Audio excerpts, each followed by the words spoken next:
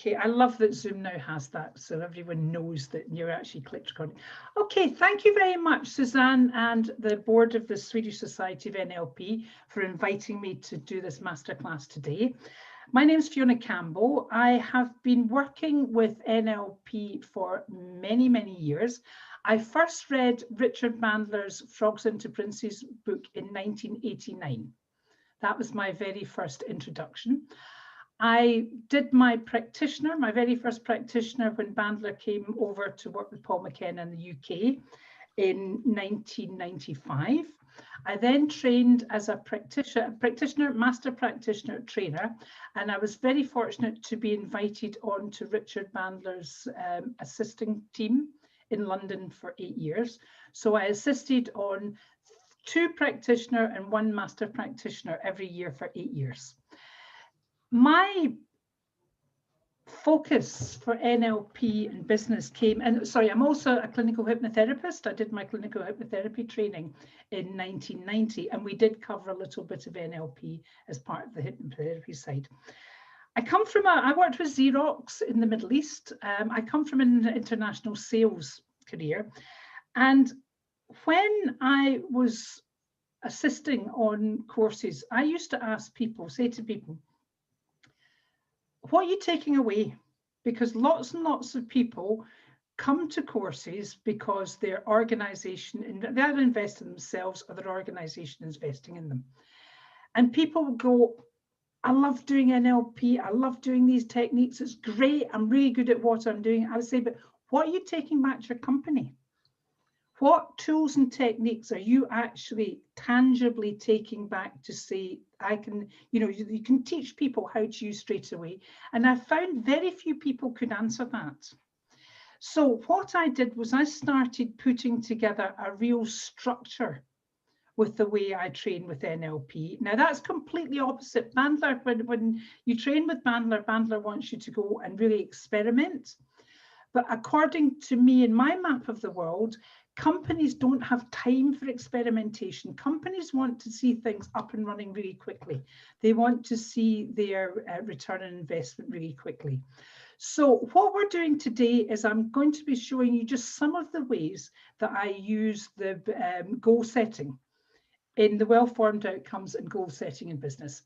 So everyone who's here, you're going to get a free gift. Suzanne has the link.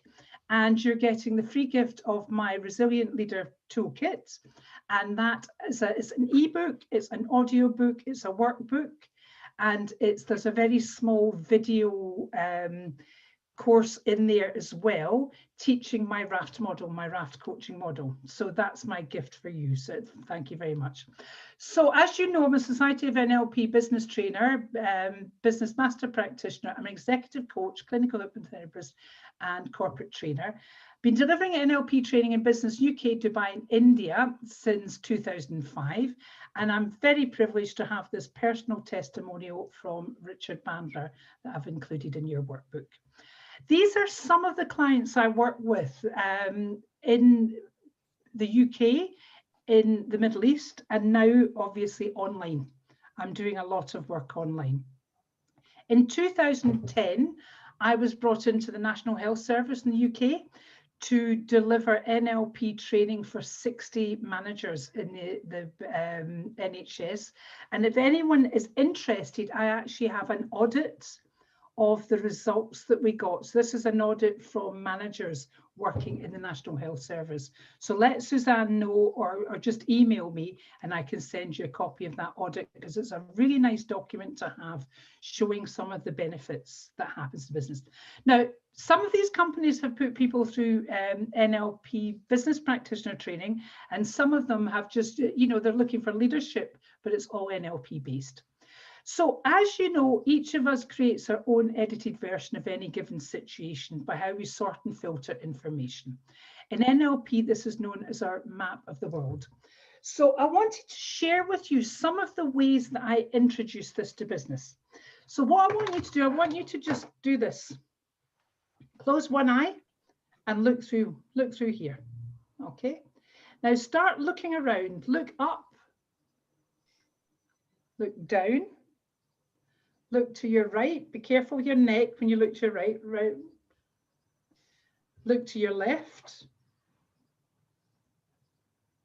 Okay, and then take your hand away. Now, when you take your hand away, the room is here, am I correct? But when you were doing this, you only saw a tiny part of the room. Am I correct? There was only a tiny part of the room.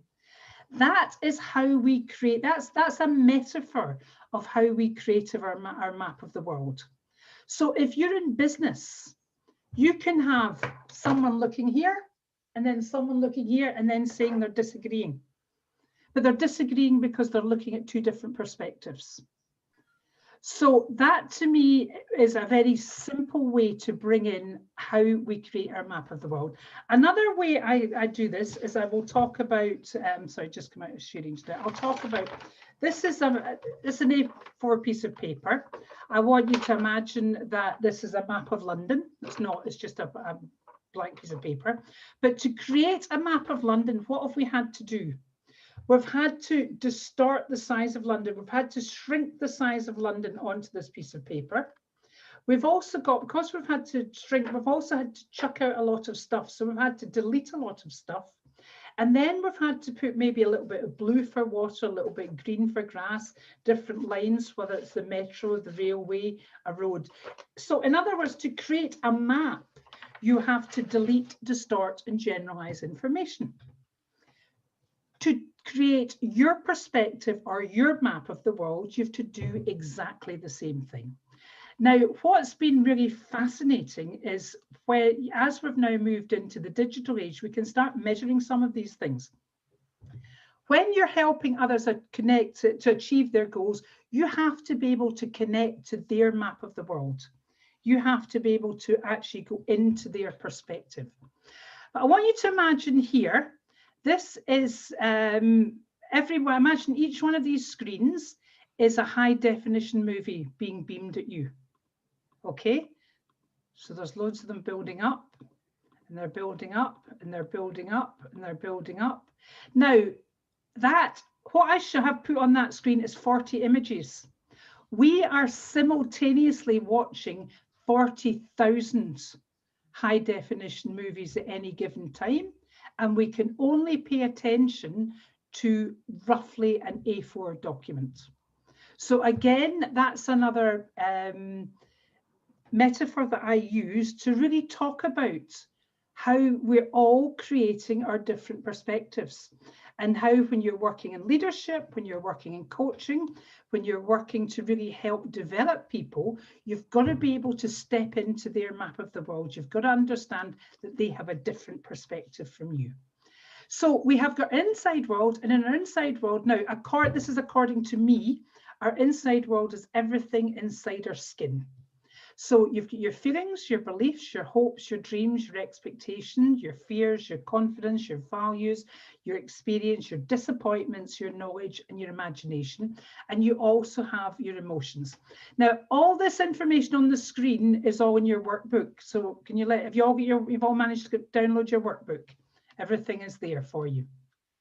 Then we have the outside world, and the outside world is family, friends, colleagues, home, office, car, products, services, KPIs if you're in business, results, targets, actions, and stuff.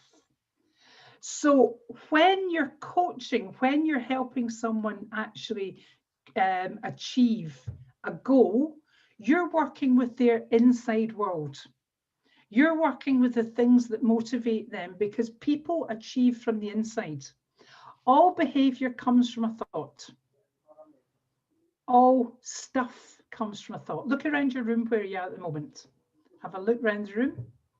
And I see a nice face that I recognize. Sophia, how are you doing?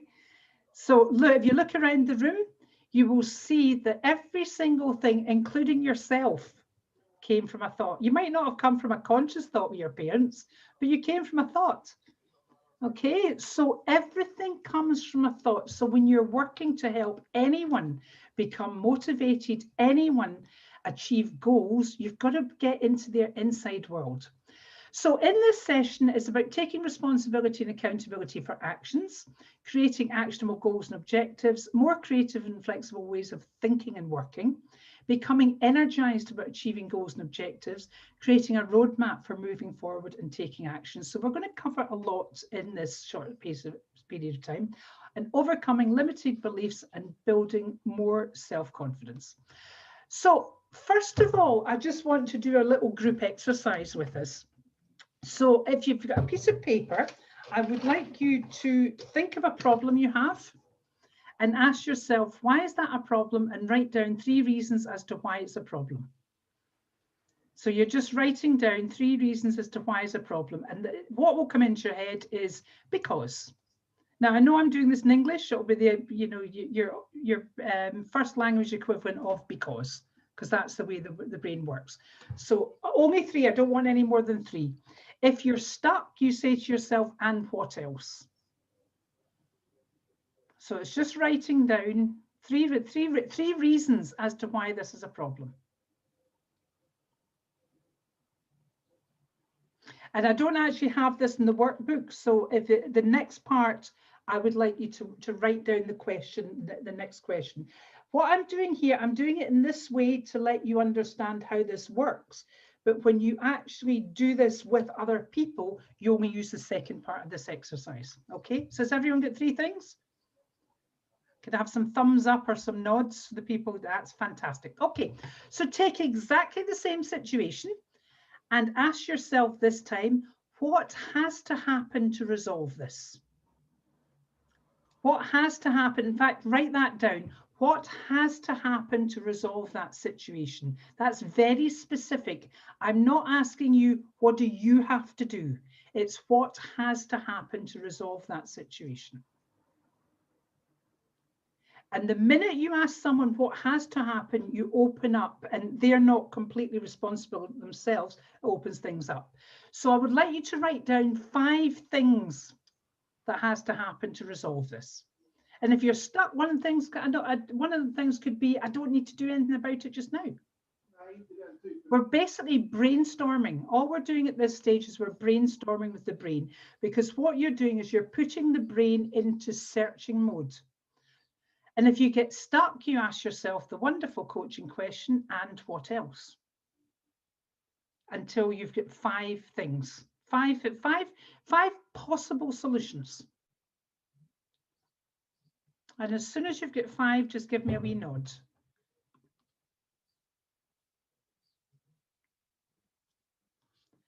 And can I just check, is everyone understanding my accent okay? Is my speed of speaking accent okay? It's a Scottish accent. Okay, so most people got 4 or 5, yeah? Okay, so we just changed a couple of things there.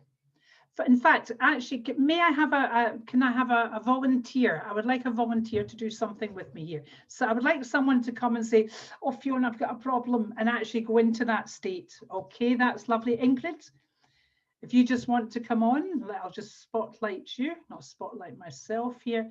Okay, so what I'd like you to do, Ingrid, is just say to me, oh, you don't have to tell me what the problem is. Oh, Fiona, I've got a problem. But really go into problem mode. Shall I go into problem mode? Just go into a real problem state. State. Go into a state of having a problem. And so you just say to me, Fiona, I've got a problem. So let me hear you say it. Oh yeah, all right. I have a problem. Yes, I have a big problem here. Okay, Ingrid, what's your big problem? See what I did?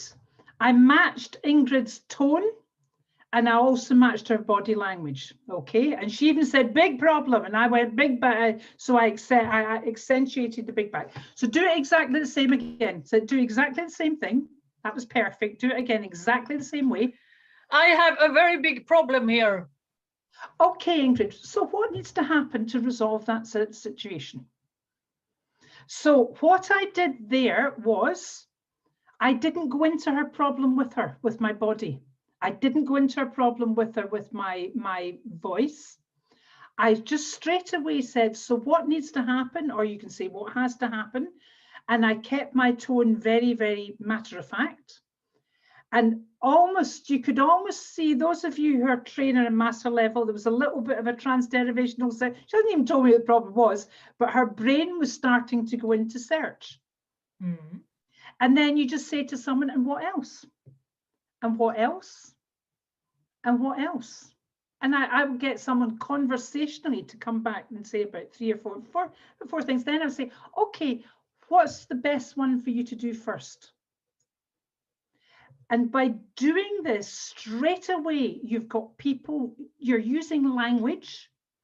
So you're using state, you've changed your state. You've changed the word problem. Because think of it, can you go to www.problem and buy 10 kilos of problem? Problem's a nominalization. It's just a perspective. So by stopping using the word problem and use the word situation, suddenly that changes something in the brain. And the minute you ask why, you give the reason or motivation. So the minute you ask someone, why is that a problem? They will get locked in telling you the reason that there's a problem. I've just taught that one technique to so many companies, and the amount of companies that come back and say after this, the culture starts to change. Because what starts to happen is people then go to their manager, maybe someone who used to go, oh, I've got a problem, but maybe when the manager's been using this technique back to them, what happens is they'll go to the manager and say, I had a problem and I just want to run by you. I've got 2 possible solutions, which changes the way this is business. So thank you very much, Ingrid, for doing that. Thank you. If I get any questions from that, before I take any questions, the actual question you're asking someone is, what has to happen to resolve this situation? And even saying the word resolve, you are programming the brain to go into a resolution. But you've got to make sure your voice stays very neutral and your voice stays you don't collapse, because the minute you collapse your voice or state into even that one, oh, what's your problem? What's your problem? You've locked that person into the problem. Okay. Any questions? Cool. I'm on LinkedIn, by the way. Connect with me on LinkedIn. Let me know how you go on with that, because I always like to know how I teach this to, how they go on with it. So remember, when you're using this, you don't have to go through step 1.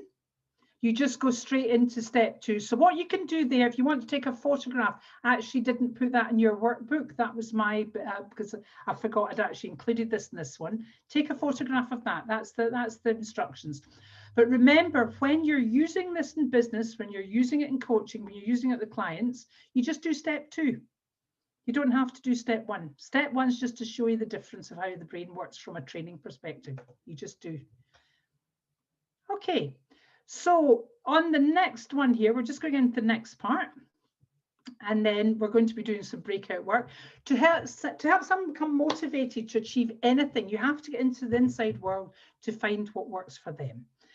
Goals only get achieved when you have a clear pathway forward and you help someone feel listened to, understood, valued, and appreciated. So we start with well-formed outcomes. Now, the basis of a well-formed outcome is a SMART goal, which means it's specific, measurable, attainable, relevant, and time-bound.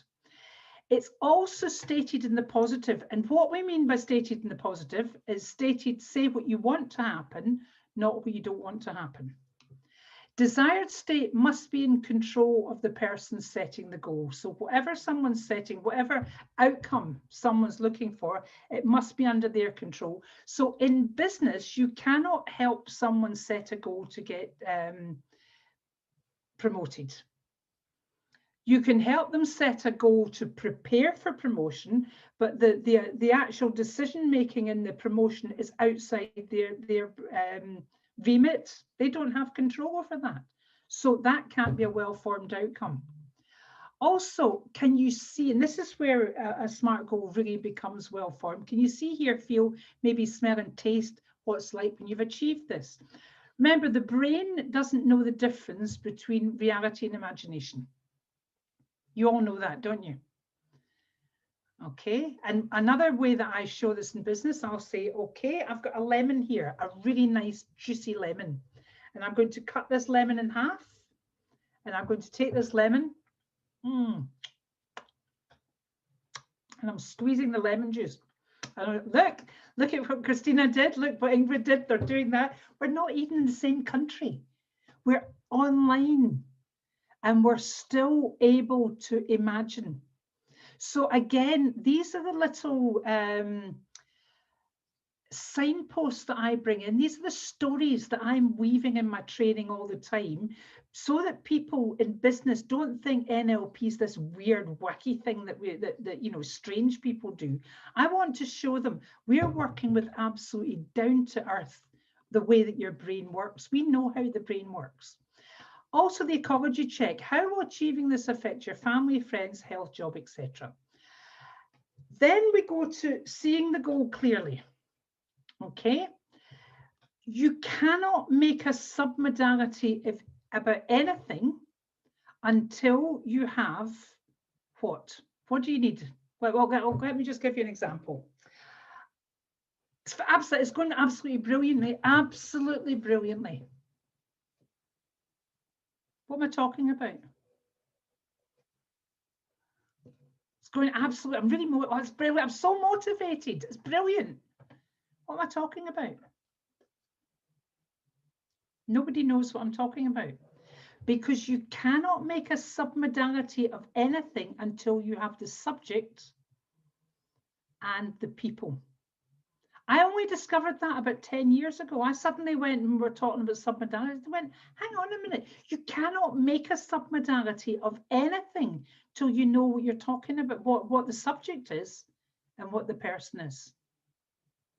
So when I talk about visual submodalities in business, I talk about visual holograms. We talk about being on the same page, having a clear picture. Where's the picture? What page are we talking about? It's this shared hologram that we have, this shared visual. And the way I bring that into business is I will ask people to point to their door. So I would like you to do it all now. Imagine you're standing in front of your door. Nobody's standing in front of their door. And I know that Jenny's definitely not standing in front of her door. She's in a bus. But you're all sitting in front of a computer. Am I correct? Or a mobile? Yeah? So if you were standing in front of your door, where would your door be? Point to where your door would be. Let me see where your door is. Okay, that's it. Let me see. Magnus, can I see where your door is? Just point. Now, Magnus, now that's interesting. Thank you, Magnus. Magnus is actually pointing to his door. I want you to point to the submodality. I want you to imagine you're actually standing in front of the door. So if you've got a picture of your door, am I correct, Magnus, saying your door would be here? Yes? Magnus, can you give me a yes, no? That's your door. That is your door. I don't want you to point where your door is. I want you to make a picture in your mind where you imagine standing in front of your door, and that means your door will be in front of you. Am I correct? And thank you, Magnus, for doing that, because we get this a lot in business where people will start pointing to actual doors and will say, no, it's a pit. We're wanting you to imagine yourself standing in front of your door. And then I get them to do this. How does the key work? Or as it might be, some countries, they don't have keys, they've got keypads. What way does your door open? Does your door open that way, or does it open that way? Okay, who's standing in front, outside their door? Put your hand up. Who's standing inside the door? Put your hand up. I have just given a fabulous example of how we delete, distort, and generalize information. I didn't give you enough information. Even with that sounds like a simple instruction, there was lots of information missed there. I didn't say stand outside your front door. I just said stand in front of your door. So then when we talk about submodalities, I will say it's exactly the same as that door that you pointed to earlier. And again, this is a way to start weaving in the whole attitude of submodalities. So what I have put together the splatter model. We all know that the quickest way to get information is the NLP meta model. The NLP meta model is the information gathering tool. It is the problem solving tool of NLP. When you can use the NLP meta model really fluently and elegantly, you will always gather information. And we've actually got an offer that we'll tell you at the end, a discounted offer on my online How to Use the NLP Meta Model. But when you're working in business, you don't have time to start teaching people the NLP Meta Model. You don't have time to bring in the Meta Model. Meta Model is a complex model. So what I've actually put together, I've put together the splatter model. And the splatter I've put, so that if you can imagine, things are splattered about, in other words, they're all over the place, and you're using this way of asking questions. So you start with the situation, which is the what. Then you want to know the people. So the P of the splatter is the people. Who? Once you've got the situation or the people involved, you can start to make a picture. Then you bring in the location. Where are we talking about? Then we bring in the action. How's that happening? What started that? So you want to get a little bit of action. Then you get the time. So when did it happen? And then right at the end, you can bring in reason or motivation, which is you're asking the why.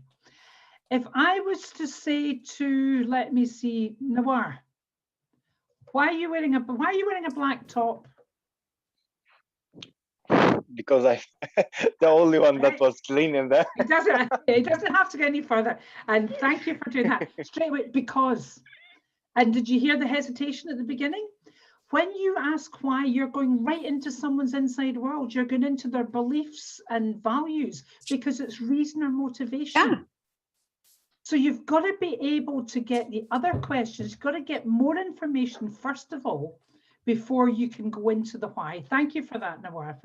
So you get the situation first, then you get the people, location, action, time, and reason, okay? And this can be for creating goals, or it can also be for just getting clarification on situations. So the NLP meta model, I put this model together to explain the NLP meta model.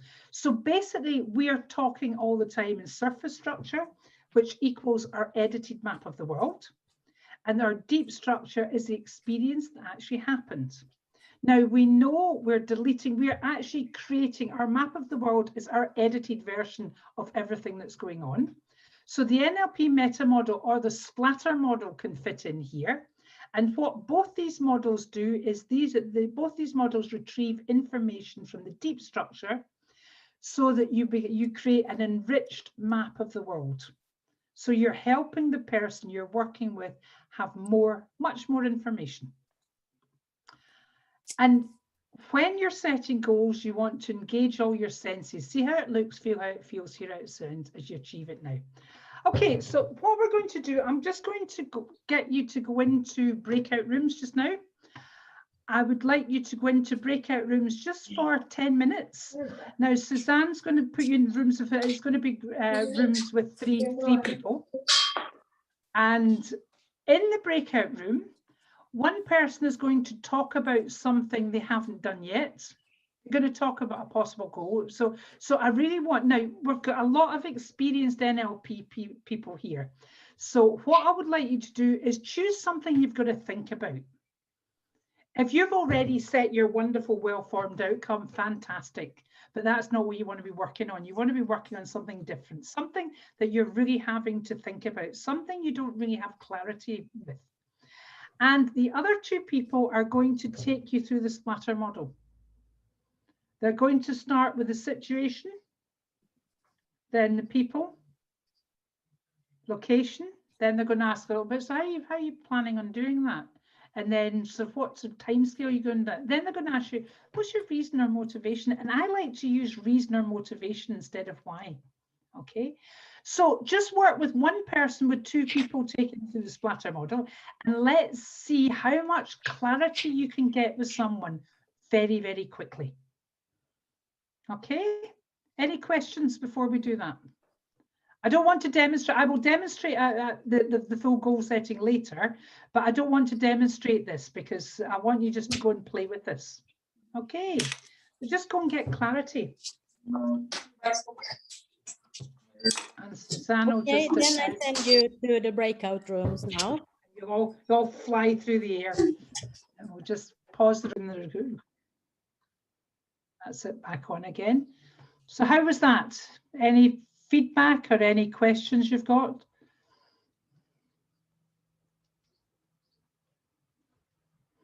Did you find it quite an easy way to structure questions? A simple Well, way? it was easy when you came in and started to ask the questions, because I didn't understand Christina's problem. I thought it, how I was very confused, because she talked about some Right, we won't go into any more details just now. No. Can I just mention, I didn't mention before the group exercise, but everything discussed in the breakout rooms are not recorded and it's confidential. So never discuss anything that gets discussed in the breakout rooms. But what just to give you a general idea, we had a situation where until we found out what the situation was, no one else could get clarity. So what that proved is that if you're still not clear about what someone's talking about, you've got a lot more questions to ask. And in this particular situation, we had to bring the reason and motivation in early to try and get, well, why is that happening? What's the reason for this? And I actually said, what's the purpose of this? What's the reason for it? And then that came in. Okay, so you're looking you're looking as much as possible to work through that model in order, but sometimes you've got to bring bits of it in earlier. But you really can't go far until you have the absolute situation. So any more feedback? Has anyone else got anything else they want to feedback? Did you all get clarity of what the person was talking about? Did you get clarity? Yes? Give me a yes or a no. Yes. Yes. And did you find that you got clarity quite quickly? This is the beauty of this. You get clarity really quickly. Okay, so I'm aware of time and we've still got lots to do. So when you are setting NLP timelines, in fact, before I go any further, point to your future. Where's your future? My future's here. Okay, some of your future's here. Some of it's to the side, some of it's the back. Some people run their timelines in front of them. Some people run their timelines that way. Doesn't really matter. I want you to put your hand where your future is. Keep your hand where your future is.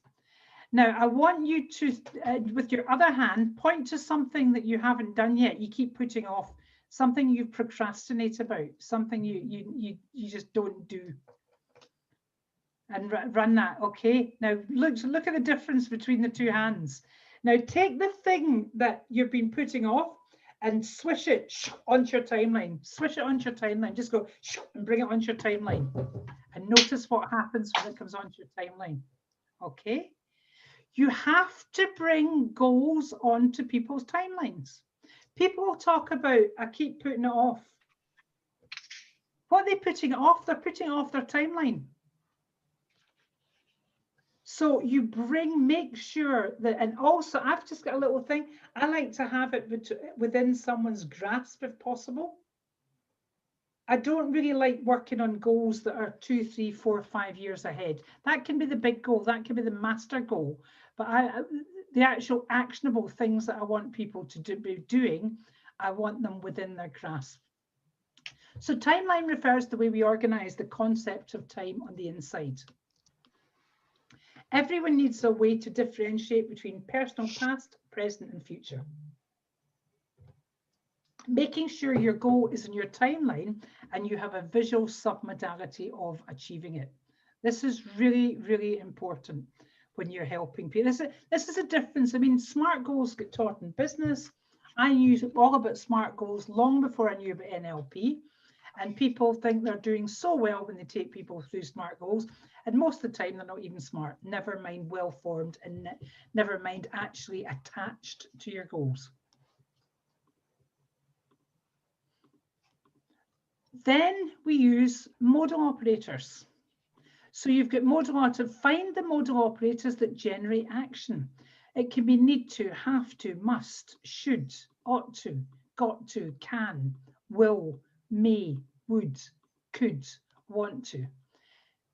I also like to use I'm able to.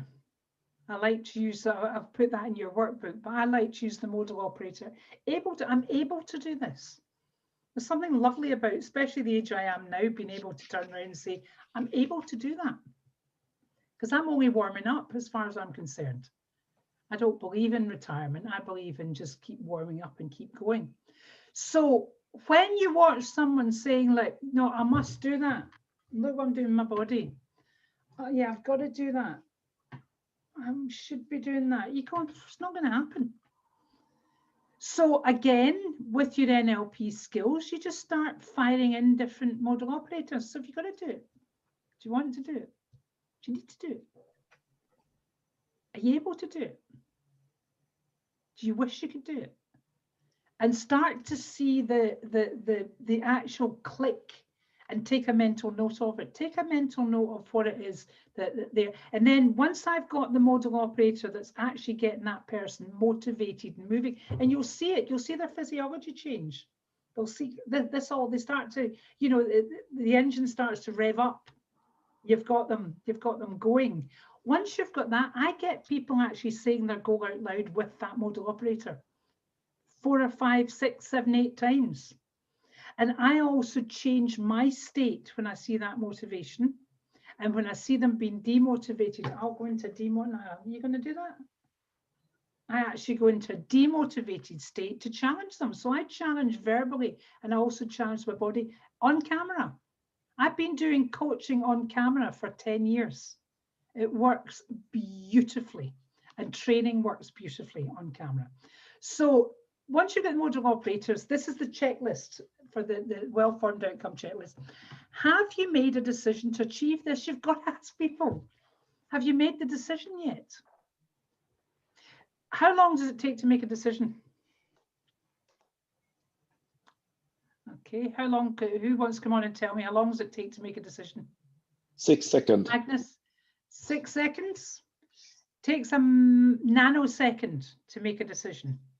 It can take years weighing up making a decision, but the moment of the decision is when the neural pathways change in the brain. Once that decision's made, you've locked into a different path.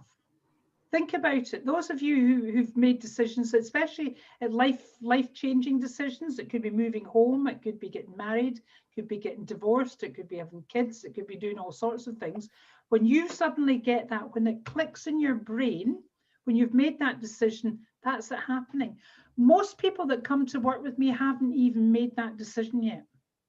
So one of the first questions I'll ask someone is sort of, have you made a decision to achieve this? What motivates and inspires you to achieve this? You're looking, this is where you're really looking to start to get into logical levels. You're looking for purpose. Do you have the skills and knowledge to do this?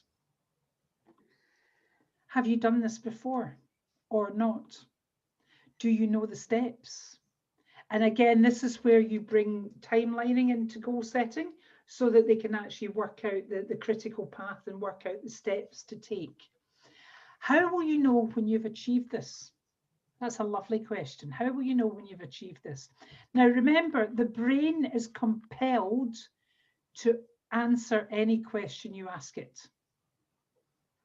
So in NLP, linguistics is our middle name.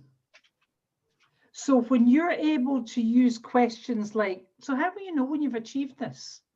The brain just goes into, okay, and they'll start telling you about something in the future that they haven't achieved yet, but they'll tell you as if it's in the present.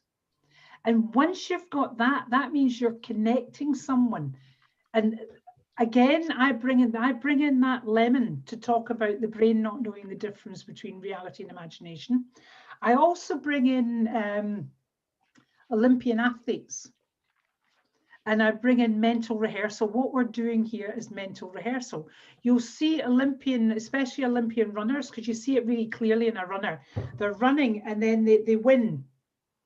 And you'll see for a split second, next time you see Olympics, watch them. For a split second, it's the most natural thing in the world. Yeah, I've won. And then you'll suddenly see, oh, I've really won. Because as far as their brain's concerned, they've won so many times. Sports psychology, we're in a very interesting age. When I was a child, we didn't have sports psychology.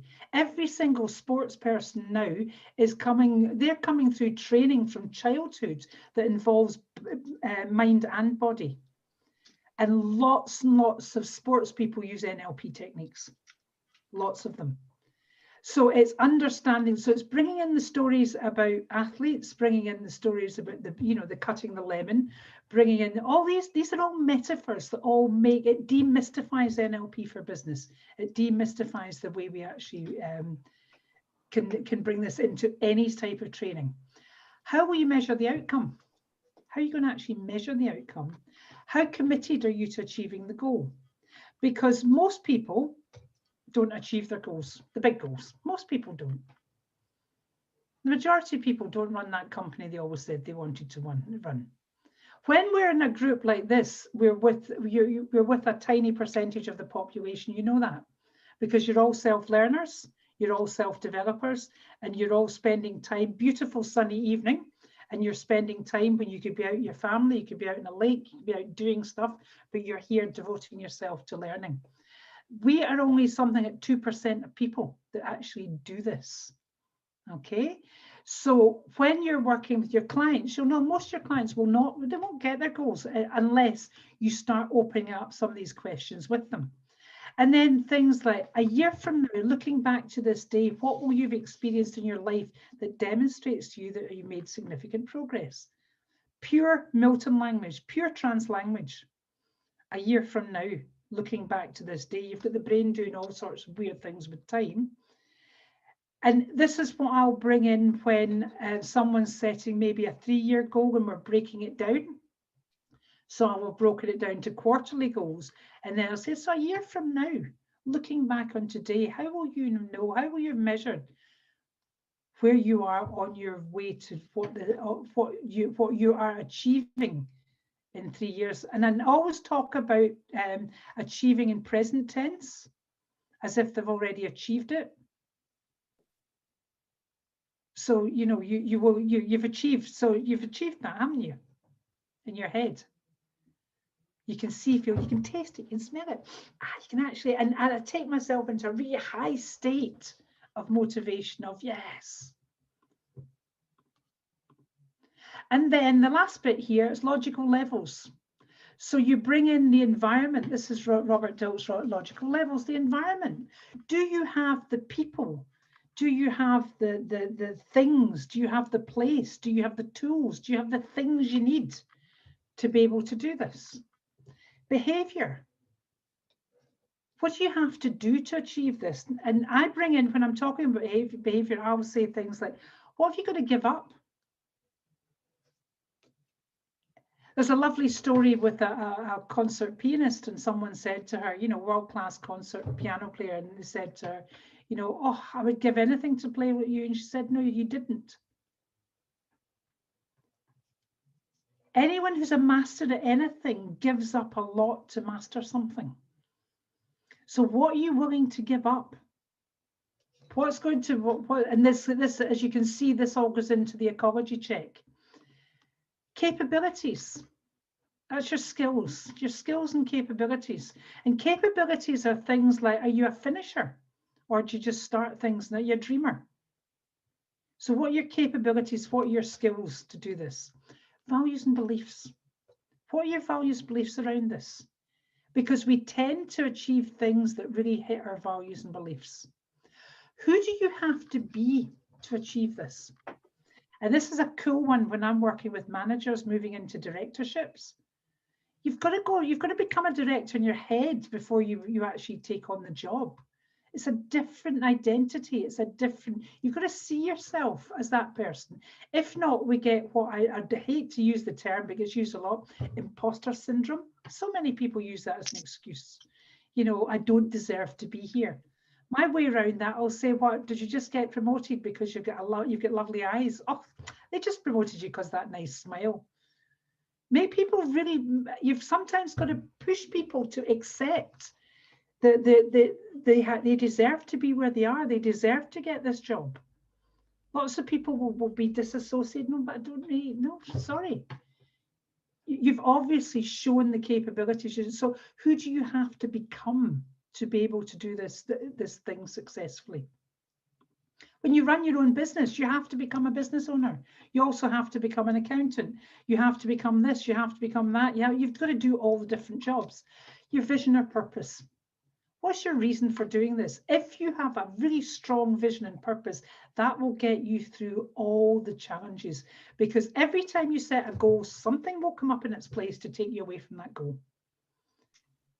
If anyone ever sets the goal of losing weight, or I don't even like to use losing weight, if someone wants to change their shape and change their size, you can guarantee the minute you set that, you'll get invited out for dinner.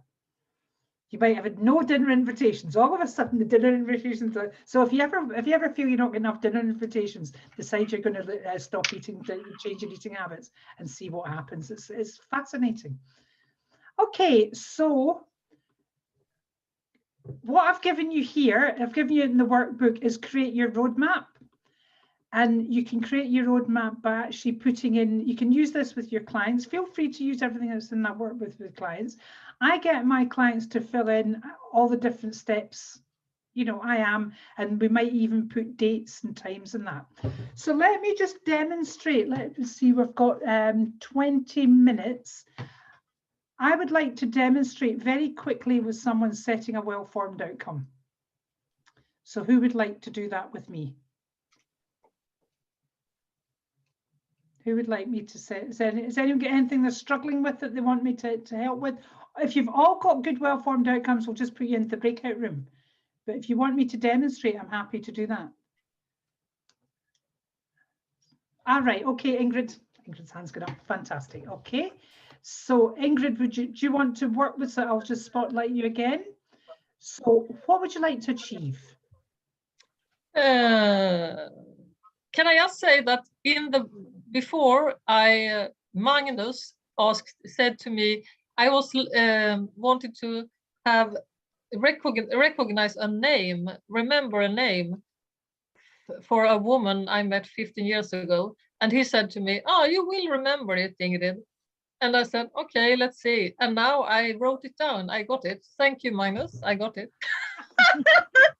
What I want to achieve, it's that I have been an educator 15 years ago in my life, and I was very satisfied with that. And I really felt I had fuel, I have energy, and I really appreciated my role. And I could see that I could do what I wanted to. And now I would like to go into this role again. But yes, I can feel I'm coming in this role, but then I run away. So what specifically do you, for the you said an educator yes. Of whom? What, an educator of? Of whom? Who do you want to be educating? People who are consults on companies. Okay, so you want to be a consultant in a company? Yes, you can say that. Yes. So are you a consultant in a company at the moment? No, I'm not. Okay, so what do you want to educate them on? What subject do you want to be educating them on? I could make like we have in Sweden a lot of consult companies that are working in teams. Mm-hmm. I could work with these teams, and yes, what could I give them? I must. What specifically do you want to be delivering?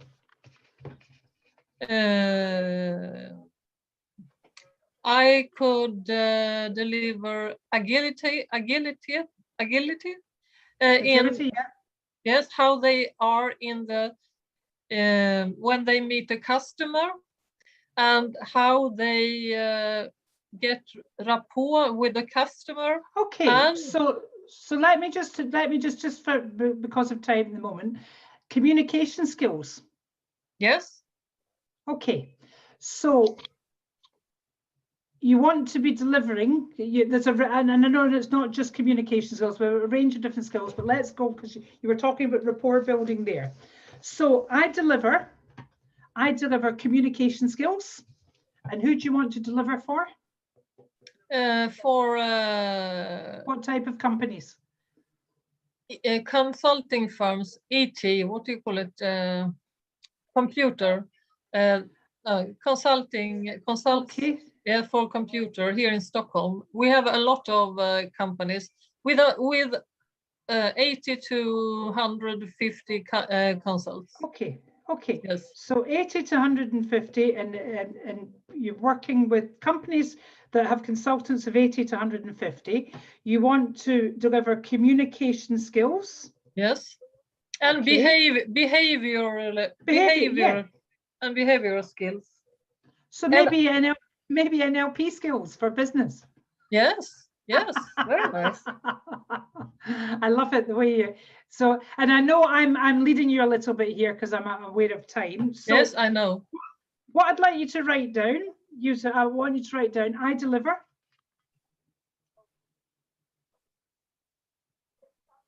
And you can put, you know, communication, NLP, report, whatever, training courses.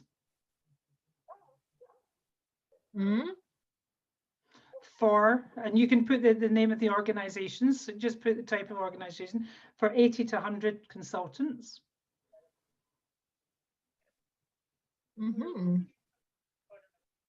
Yes. Okay, so when are you going to be doing that by? I want to start in August. Yes. You want to start doing what in August? I want to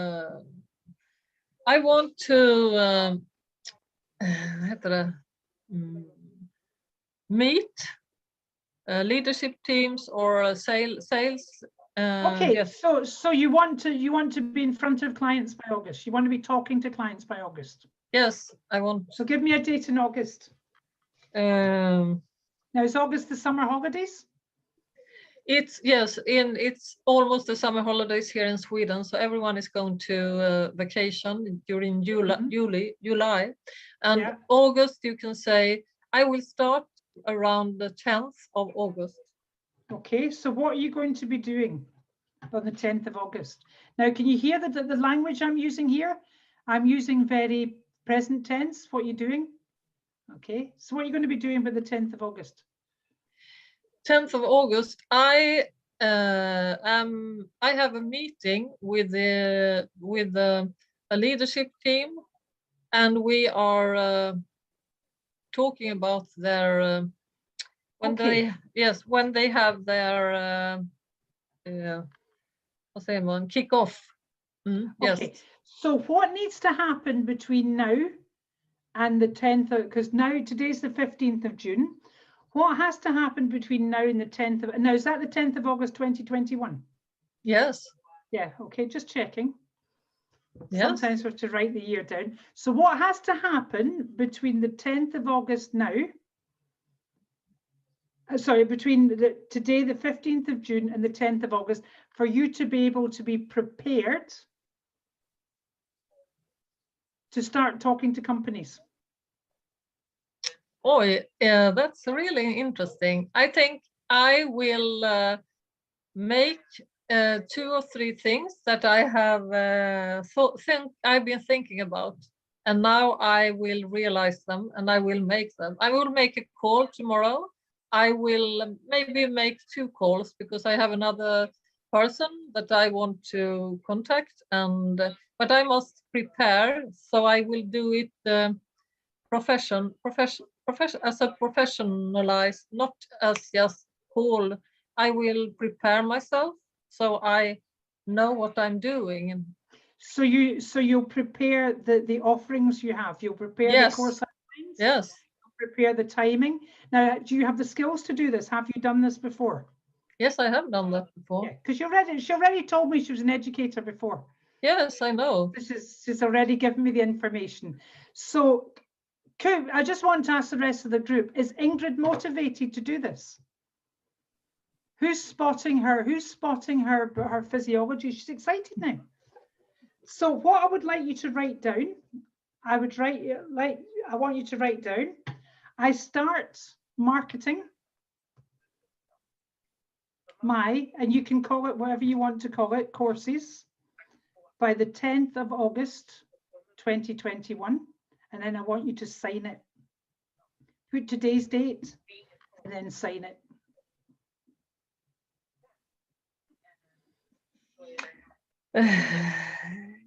I begin marketing my courses by the 10th of August 2021. And I'm so excited, and it's really wonderful. It's the best day in my life. Okay, now where's your timeline? And where's this goal? This goal sitting right on your timeline. Oh, my goal. It's rather close to me.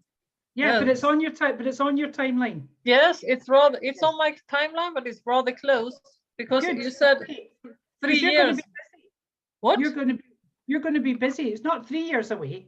You're going to be doing this by No, it's very close. Yes. So you've got a busy 2 months, haven't you? Yes, I have, but very wonderful months. And just breaking it down step by step. Okay, well done. Okay. Thank you very much. Thank you. Any questions you want to ask Ingrid or myself here?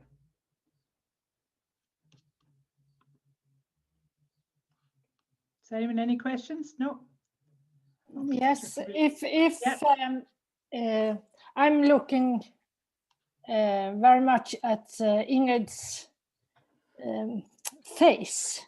Yes. And I am a little bit confused if she is really motivated. Can I do something? Ask her something? Yes, please do. Yeah, well, Ingrid, are you really sure you will, at 10th of August, you will do this? Yes, I am. Yes. Are you? Yes, I am. In your bottom of your heart? I am sure, but I have this, I have had a very strong insecurity. Yeah. Yes, because this was maybe 10 years ago since I stood in front of a group. Yeah. So I felt like, no, I couldn't do that again. I started there, that no, I can't anymore. And now I have walked these steps to here, and now I'm here. Yes, I can. And yes, I already has test, and it's very good, and I get very good feedback. So I know I can, and I really feel I want to. That's the big thing. How does it feel when you will stay there? It feels lovely. Okay, let me just test something. Okay, rather than us go into group and then do it, I would rather stay with this and just finish it. And thank you for asking that, Cecilia, because one of the things that I would always do with someone is I'd take them in there next, and I wasn't going to do that for time, but let's just do it. So what I want you to do, Ingrid, I just want you to close your eyes for a moment, and I want you to take yourself to the 10th of August 2021. Just float yourself along your timeline and just jump in on the 10th. That's it. Turn it up even more than that. Now, lots of people are going to say no to you, but that doesn't matter, because you're going to just know it doesn't. Your business may not start, this training may not start on the 10th, but you're starting to let people know about it. And between today and then the 10th of August, and you've used the word professional, you will be professionally prepared. You will have the outline of your course, won't you? And I want you to see how it looks, feel how it feels, hear how it sounds. You're standing in front of each other. I don't know when you'll be delivering this first course, because there's always a lead in. You've got to market it first. But take yourself further out from the 10th of August to the time you actually go back in again and go, yes. And turn that up even more. Turn it up even more and tell me what date it is. Just very, you just open your eyes for a second and just put your microphone on. Okay. And just close your eyes again and tell me what date can you see yourself in front of people? Hear it, feel it, smell it, taste it.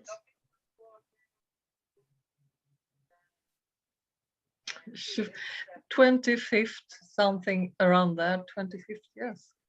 Okay. Now, I want you to, and something I always prepare clients for, you'll get lots of no's.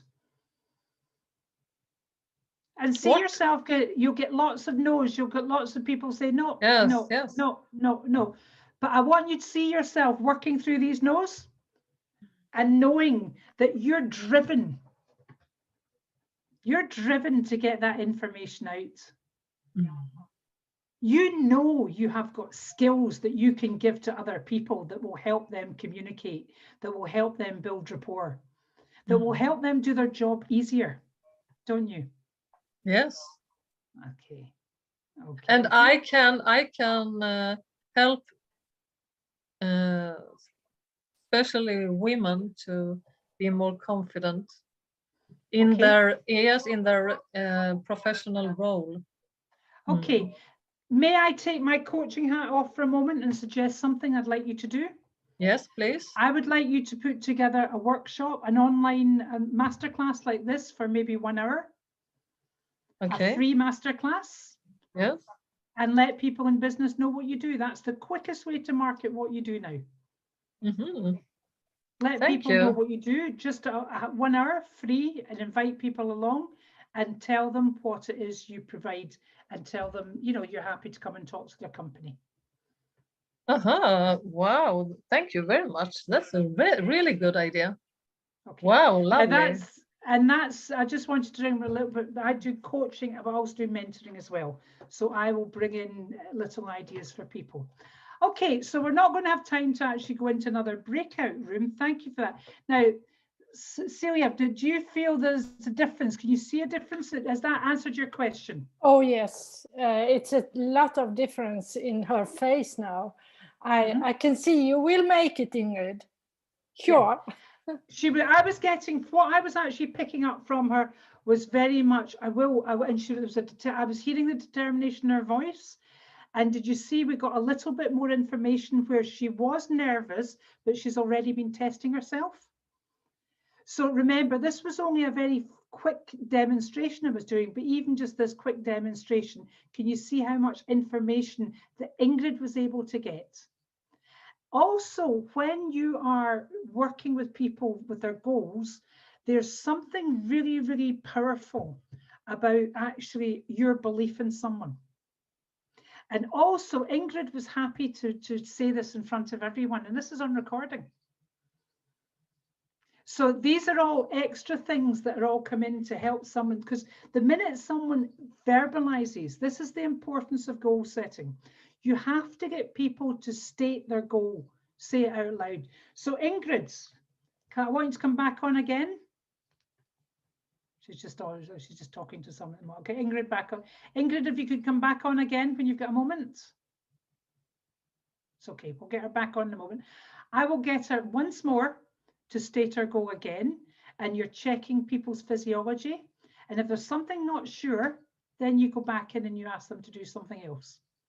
And then, but this is when I'm teaching coaching and I'm teaching goal setting with managers.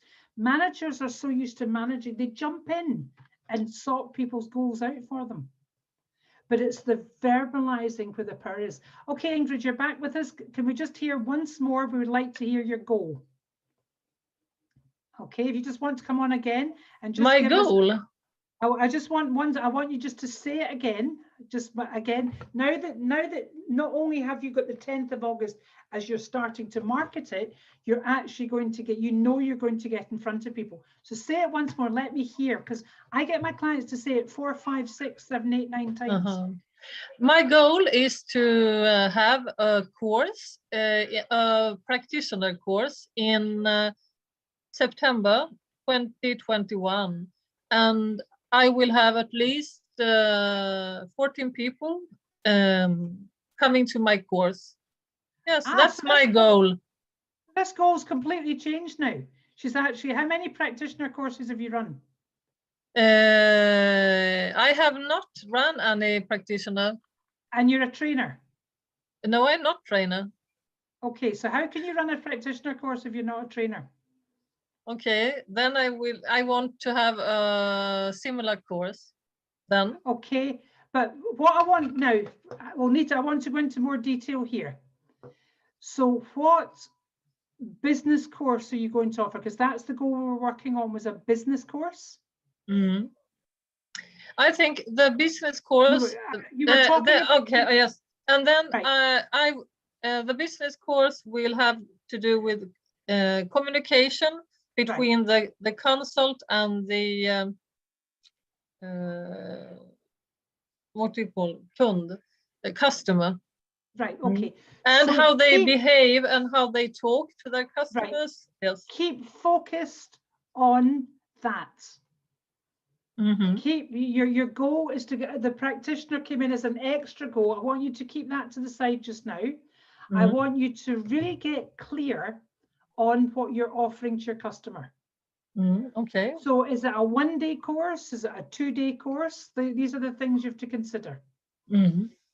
What different topics will you be covering? And also, what will they get for their investment? Mm-hmm. What's the takeaway?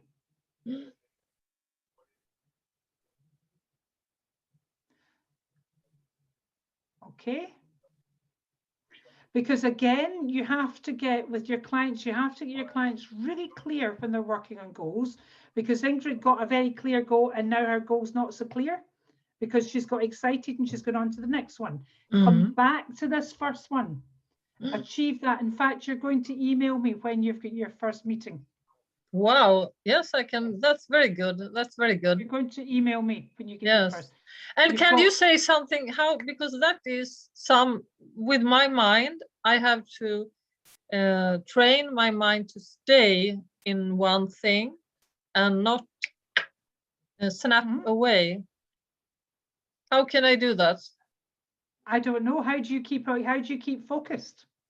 Oh yes, I will train my focus. That's good. What tell me some of the things that you've trained on before. Oh yeah, I have trained to focus on letting go of addiction to sugar and to. Okay, so there's things you've achieved before. So I want you to think of how did you keep focused on something? What NLP training have you done? Practitioner and master. Okay, so how did you stick at the practitioner? How did you stick at the master practitioner? How did I stick? But that was easy. How did you? So what made it easy? Oh, because I felt that NLP was really attractive, or I loved it, and because it's you move and you practice, and it's very. So bring the same focus into taking these skills and teaching these skills in business. Mm-hmm. So it becomes attractive for you, something you really want to do. Did you hear? And that would move us into another area of strategies. And I don't have time to go into strategies tonight, but then I would go in and I would elicit the strategy of how you could say practitioner, master practitioner. That was easy. So straight away, you've already got a strategy where it was easy. Use that same strategy. You're a master, so you should be able to model what you did, or get someone in the group to model what you did there to help you do that. Mm-hmm. Okay, so ladies and gentlemen, that's us. We're just about finished for time. Any questions before I finish up? Yes, I have one question. Yeah. Thank you very much so far Thank you, Magnus, for this time. My question is when it comes to outcomes and when you work with companies that is not one person. So they set their outcomes for the companies, and they need to be responsible for their outcomes.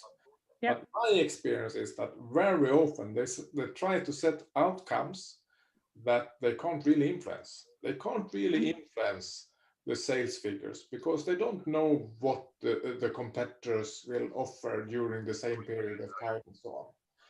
What is your recommendation for that kind of Okay, so you're talking about a sales environment. a company at all. If you Okay. so if they set a goal, I know so many companies that have a goal to be the market leader. Right, but so you're talking about a company actually setting company outcomes. Yes. I tend not to get involved in that because that comes into the area of strategic positioning. And I work much more with the people achieving the goals within the company. So once the company has if a company says we're going to be the market leader, then that's an area I do not deal with. That goes in. And I do. And I do. And I've been working with strategies for 20. Right. Okay. So in that situation, if you're working with, for example, a market leader is not a SMART goal.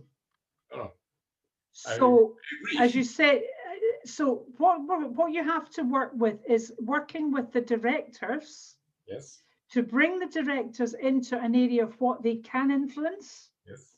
And that becomes the well-formed outcomes towards, like, for example, Suzanne, what was the name of the company we spoke about earlier? The Swedish company, or yes. Hästens sängar. Right. Hästens sent their board of directors to Bandler's NLP business NLP practitioner, master practitioner, and trainer. And I was there when they were, I trained with the board of directors there. There was about 6 of them there at that point of time. And they grew dramatically after that training because they started putting a lot of the well-formed outcomes into place and stopped selling beds and started selling dreams. But they diverted into so many other different types of companies. So what you've got to work with the dream versus the reality. So it's almost keeping your directors on the ground. Where I did this on a small scale with smaller businesses when I was a growth accelerator coach. So you go, yeah, okay, you want to be the best in the world. What does the best in the world or the best in the field look, sound, and feel like? What do you have to be doing differently to your competitors to be doing that? What will that be measured against? Will it be measured against increase in clients or increase in prestige or increase? There's so many different measurements. So it's very interesting. But I have been working with so many public companies, and then all of a sudden they need to have their investor days. And then they come there and tell the stock market that they will increase the sales with 16% the next coming 5 years, and then they will have the increase of profit of whatever it is. But it's just air. It's just. But we know in business a lot of that stuff is air. Yeah. But we also know when we're talking about, I come from a 25-year sales career. I never missed a target in sales. I never missed forecast sales at all. And what happens is when you have got a focus into where you're going and you have the momentum to keep going through that, you might not end up getting the business from where you expected to get it, but it tends to come from somewhere else. So my advice in a situation that is helping people understand a lot of this is just made up figures. But what can we really target and what can we really measure and what can we really focus on? And how do you get people all aligned towards that? And that I know, but it's so funny when you see it from the big picture in big public companies, how they try to, if they really want to involve the people who is working there, they need to be a bit more specific. And this is where I come in. I come in on the leadership development programs, aligning people towards company KPIs, company objectives, and helping leaders then cascade that down, cascade the coaching down, cascade the development, and keeping focused on the things that make the difference and start to become quite streamlined in the way they work and communicate. So this is where the communication skills, the helping people get really clear with actually verbalizing what they're saying and taking personal responsibility for each individual. And even, for example, the moving mindset from problems to solutions, I took that into a big telecommunications company in Dubai, and within 6 months, the culture had changed.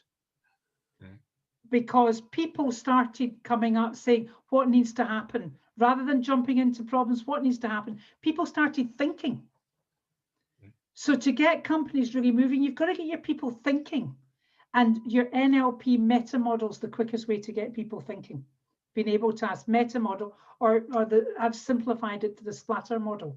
They're asking these type of questions and getting really clear. Oh, for your answer, I was just thinking, have your view on the subject. But we also have to, from a consultant's point of view, you've got to put your hand up and say, well, we know this is rubbish. We know this is just made up, you know, this is to keep people happy. But if you want to get near there, what needs to happen within the organization, and how can you support everyone? Because where you get the problem is when you get the disconnect from the board, and then there's problems here and they're up in dreamland. And meanwhile, everyone's struggling. It's going to be communication both ways, up and down, consistently throughout the organization.